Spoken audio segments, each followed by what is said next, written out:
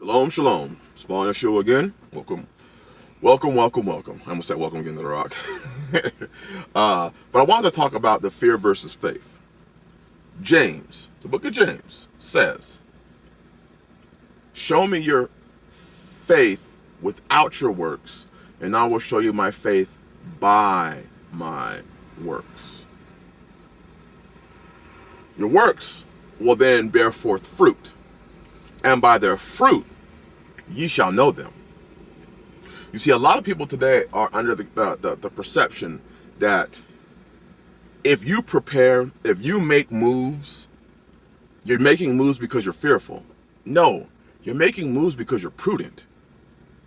Because the prudent man foresees the evil, and he hides himself. He prepares himself like the ant does. The ant prepares itself in the summer. See, fearful people, it's like when when you're a child and you hid behind a door and somebody came in and you said, boo! What was the thing that they did? The person that you scared, what did they do? They froze up. They didn't move. They were stuck. That is what fear is doing today. So many people have no moves to make. They have no vision.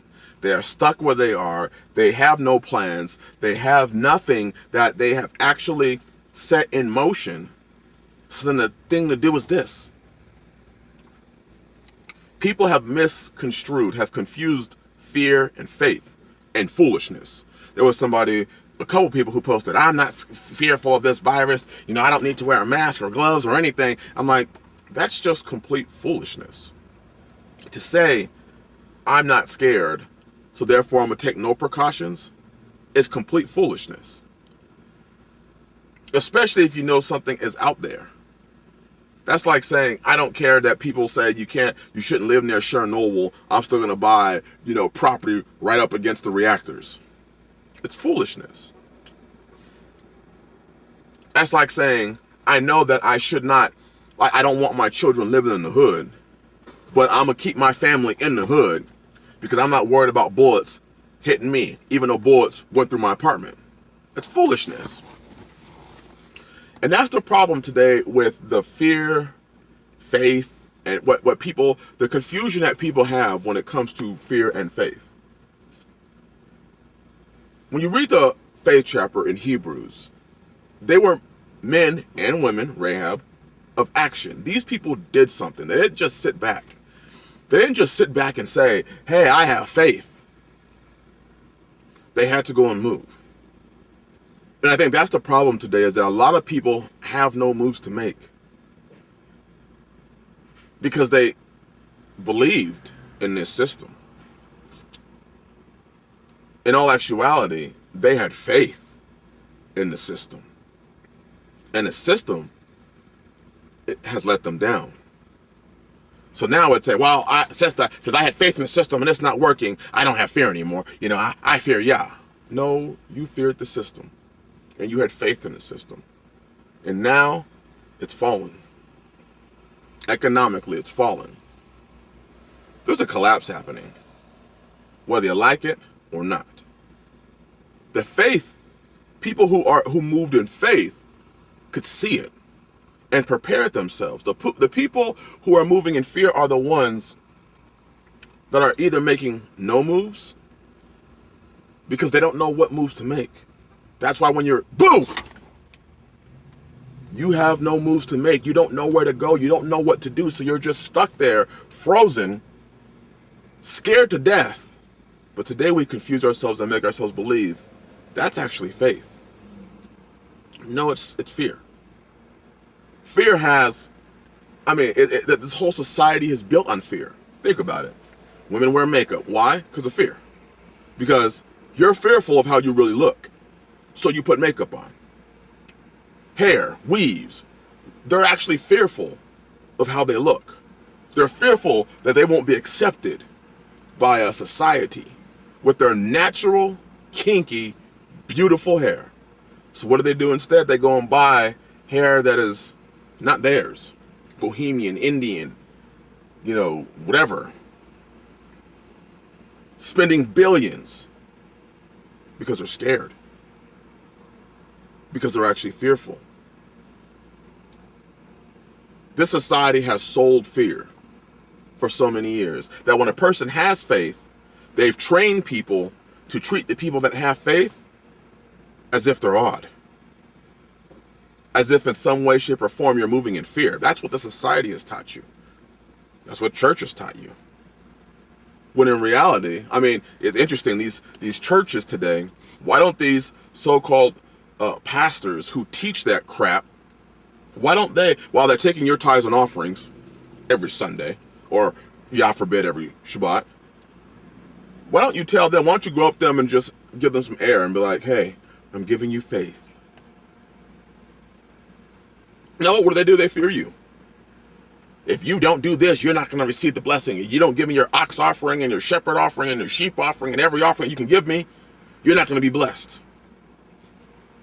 So we've been churchified.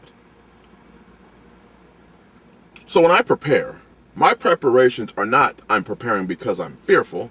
I'm preparing because I have faith. I have faith in what Yah is showing me.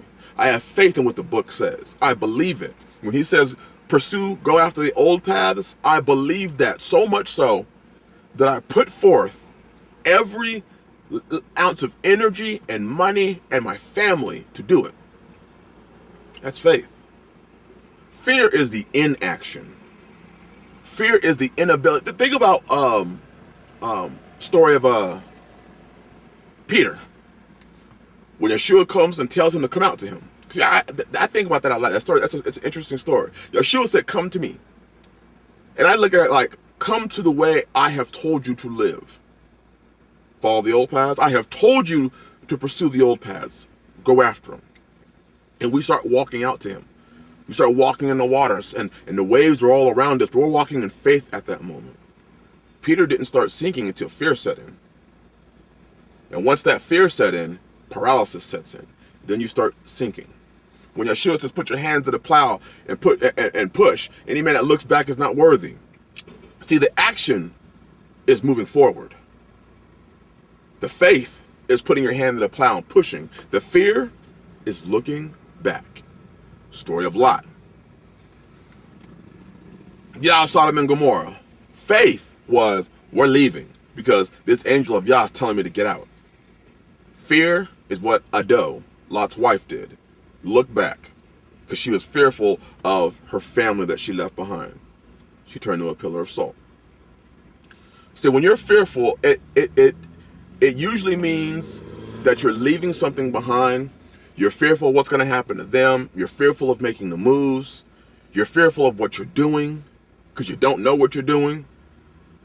You're fearful because you take your eyes off of Yah. But in the story of Peter, he was moving. There was action. He wasn't just sitting there saying, I believe, while he's on the boat. He didn't just say, oh, I believe, while he sat on the boat. He had to get up off the boat. And in every one of our walks, people don't understand what fear and what faith is. So they believe the inaction of fear is the same as the action of faith. Or they believe that the people that are moving are actually moving because they're scared. Believe me, I am not fearful. I am so happy. It is a wonderful thing to know that I can sit where I am for as long as I need to, and I can make it. I'm doing this, I got this stuff back here because I'm starting new projects. I'm starting new projects. Not because, oh, I'm fearful, I'm scared. I know one thing. Yahweh has opened up our eyes, showed us. So when you see times like this, governments handing out money, economic crisis, unemployment, we don't move based off of fear.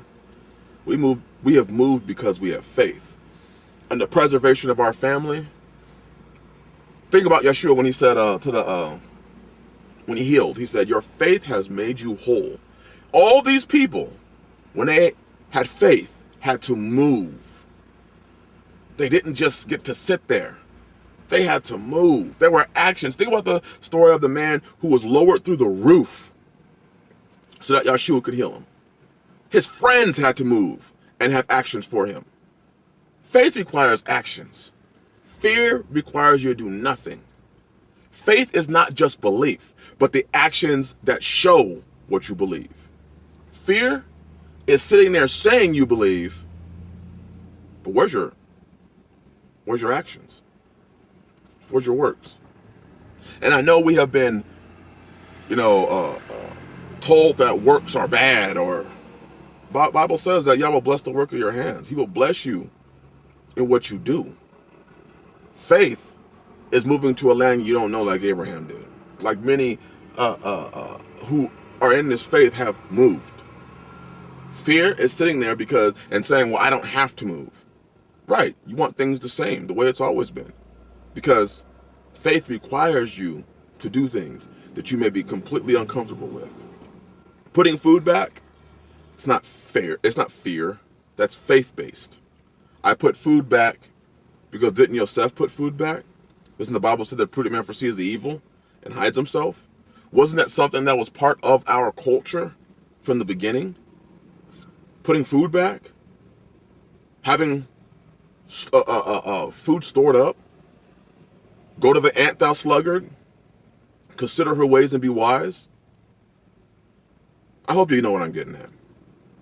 Fear is not faith, and they are very different.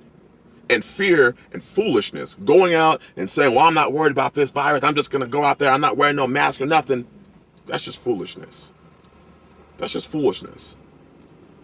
It's like buying groceries and leaving your cart unattended, so you can run to the bathroom. That's like putting your wallet on your cart and going to the bathroom with hundreds sticking out of your wallet. Why even do that? That's just foolishness. I hope y'all get what I'm saying. Again, we're going to have a live stream tonight. Don't be caught fearful or foolish. You must operate your whole life, everything that you do, in faith. And you will know that faith without those works is completely dead. And despite what they're trying to feed us, there is a food crisis coming. You just have to open up your eyes to see it. And that's not fear-mongering. Do your own independent research. Find out for yourself. Bless y'all. Shalom.